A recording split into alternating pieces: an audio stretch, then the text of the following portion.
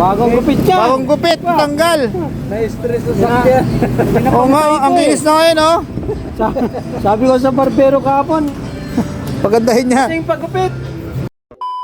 Alis ka na. Bali mo na yung malistik-tik mo. Sige sir, ingat sir. Okay.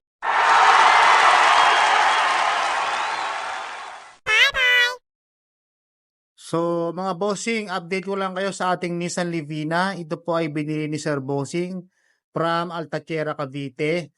So bumalik siya sa atin kasi nagkaroon yung problema yung sasakyan niya, naglumabas yung check engine. So pina-check natin sa ating mekaniko. So far nahanap namin yung sira niya. Meron pala siyang sira dito sa ignition coil o throttle body. Madumi, kailangan linisin. Kaya ang ginawa po namin, sinervice po namin si Bossing, pina-PMS, sina-chainsaw na din, at pinakarwas na rin yan mga Bossing. Oh. Yung kanyang Nissan Livina na 2012 na kulay blue na nakamags mga Bossing. Kaya si Bossing nagpakalbo dahil nai-stress siya sa kanyang sasakyan. Pero ngayon, okay na siya at uuwi na nakasakay sa walis.